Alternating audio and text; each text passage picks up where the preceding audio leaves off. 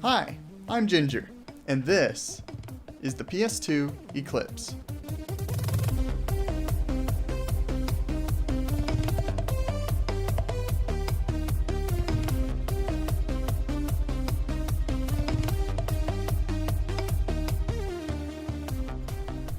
But you can't be here yet. You need to head back to 2018 to see where this all began. This tale begins with a spur-of-the-moment purchase of a PS2 setup off of eBay. I was hot off the heels of my first portable Wii disaster, and was considering making the PS2 my next victim. I'd never owned or even played a PS2, but it had a few games I was interested in. When the console arrived, I did a bit of research into the process, and then, like all good hobbyists, put the project on a shelf. For 3 years, before seeing it again, and deciding that I should really just do something with it. Now that the awkward guilt of an unfinished project has set in, the first step here is to get this PS2 motherboard shrunk down as much as possible. This means violence, as this board isn't going to get any smaller without cutting parts of it off. I would still like to keep this board alive though, so I need to figure out what's actually safe to cut. And just like in all things, the easiest way to figure something out? Just let someone smarter than you figure it out first. In this instance, that person is G-Man, a longtime portablizer who back in 2017 declared a ruthless war against the secrets of the PS2, and came out of that conflict as the clear victor. From his efforts came the definitive PS2 trimming guide, a document which covers trim lines and wiring points on certain PS2 Slim models. So now that I'm armed with this knowledge, a PS2 motherboard, a Dremel, and the necessary safety equipment, it's time to actually cut this big guy up. Now, I'm a pretty seasoned veteran of the console trimming sport. I've built 50 portable Wiis in just 2 years, and I've dominated the coming in second place category in many of the portable building contests I've entered. So trimming this? Piece of cake. Yeah, I botched the trim. The Dremel bounced, hit this thing, and the board doesn't boot anymore.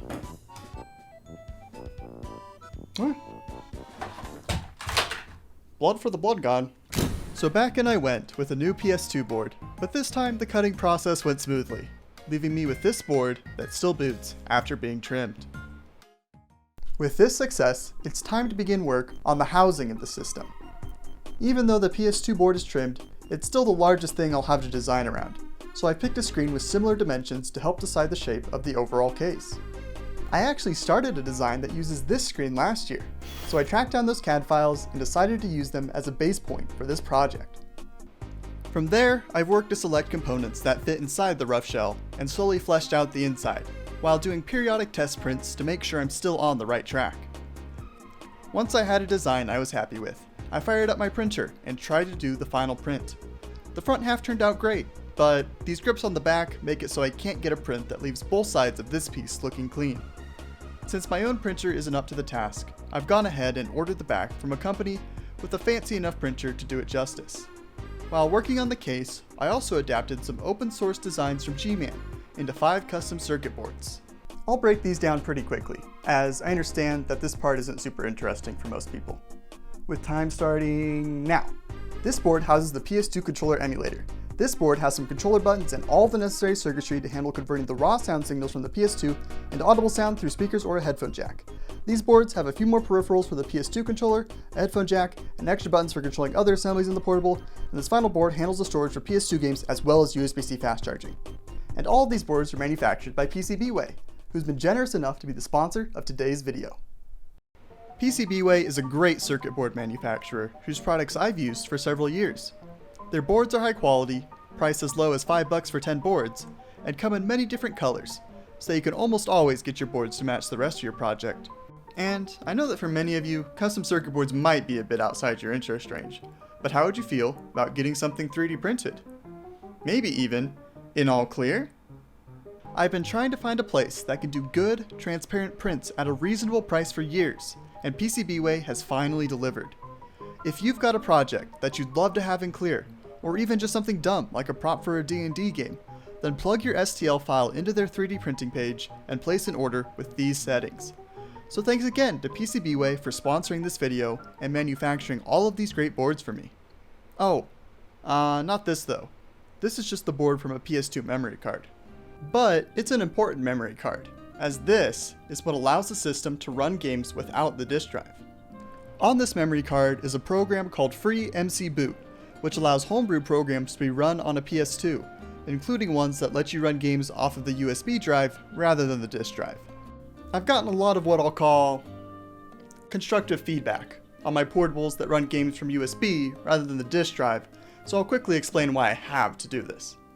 The first reason is because this entire portable is smaller than a disk, let alone a disk drive, and I think I prefer to supersize my fast food orders rather than my portables. The second reason is that a disk drive uses up a lot of power, like as much power as a PS2 motherboard does on its own. The goal here is to make a system that's as small and efficient as possible, and a disk drive will do nothing but hold you up in those regards, which is why you won't find any modern portables that accommodate them. The last ingredient to this PS2 soup is the PS2 PMS, a G-Man board I bought which handles all the voltage regulation and charging stuff needed for the system to run. I've got to let my soup simmer for a while, so I'll take this time while I wait to do a paint job. I've decided to paint it completely black, because I don't own any black portables, and I can only get these PS Vita buttons in black.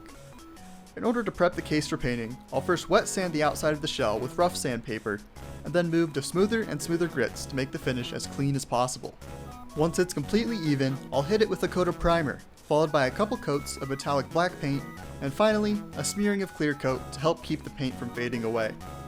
With this color scheme in mind, I've decided to name the project the PS2 Eclipse, because that sounds edgy and cool, much like myself. So, with everything all laid out, I went ahead and proceeded with the final assembly. This process went perfectly. There were zero issues, I did not have to troubleshoot various dumb things for days. And at the end of all that not troubleshooting, I finally have a working system. It's time to close it up and show off what it can do. And who could have guessed? It plays PS2 games. Although, it turns out there's no Mario games for the PS2. So...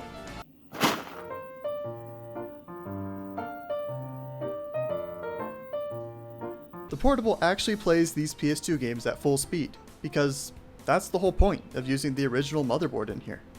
There's no emulation here, only perfect compatibility and the screams of the damned. I've started a playthrough of Kingdom Hearts on here, and this game sucks, but the portable is doing a great job of running it. The audio system in the portable is fantastic, with full digital audio, the 2 speakers on the front, and the headphone jack on the bottom. The bottom also has buttons for controlling the volume and the settings of the screen. Moving to the back of the portable, we've got 2 air vents to prevent it from melting into a pile of goo, as well as 2 thicker grips to help make the console more comfortable to hold. On the top, there's an LED to indicate the battery level of the system, as well as a USB-C port for charging and data transfer. By plugging the portable into my PC, I can use it as the world's most over-engineered USB drive. Or, I can just add new games in Homebrew to the internal memory.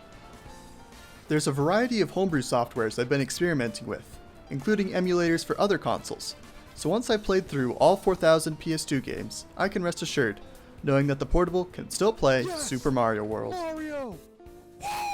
And lastly, the portable gets about 2.5 hours of battery life, which isn't anything crazy, but it's enough time to work through most of the bizarre plot of Super Monkey Ball. Now, this all looks great, but is the project really perfect? Yes, you moron. Never speak to me again. But if there were a few things that could be critiqued, then I guess I would start with the loading times. USB loading is the most convenient method because of how simple it is, literally just 4 wires, but it does come at the cost of slower load times and occasional jittery cutscenes. This is just because the PS2 uses USB 1.1, which is a USB protocol that's older than I am. I'm not bothered too much, as I've never experienced the normal load times on most of these games, and I'm the kind of guy to skip any cutscene I can, but the slowdowns can be particularly brutal on some titles. An issue that's bugged me quite a bit more is the fact that the controller doesn't get recognized on quite a few games. It's not a permanent issue, as I'm sure someone will eventually take the time to figure out why this happens and release a fix for the code. For now though, if there are any of your favorite PS2 games that you haven't seen featured yet, it's probably because trying to play it resulted in a screen that looks like this. And one minor thing I'll address. the Switch joysticks, as they are notorious for drifting. I'm well aware of the issues that these sticks have, but I honestly have yet to wear out the sticks on any of my portables. And even if it happened, I'd much rather open it up to swap out the joysticks once every 6 months, rather than trying to design a portable around these beasts. And finally, to answer the question I'm sure many of you have commented without watching the entire video. How much to buy one of these from me? $1 million. This is because I'm tired of taking commissions on portables. I've done 50 of them in just 2 years, and while I'm thankful for the opportunity I've had to do this for a living, building that many portables to order is just miserable. So, starting now, I'm going to try to make the switch to making a living off of doing videos over new projects, rather than being a portable producing robot.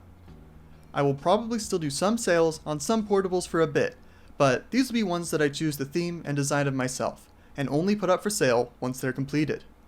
If you'd like more information on what the portable buying process is like, then feel free to check out my website, GingerOfOz.com, which covers the process in detail.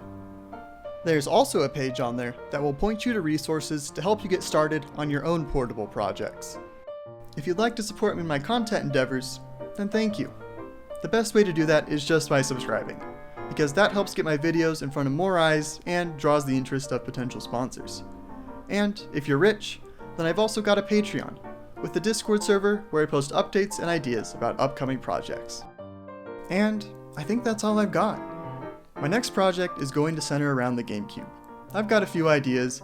It should be really cool once it's finished. Thanks for watching. I'll see you again soon.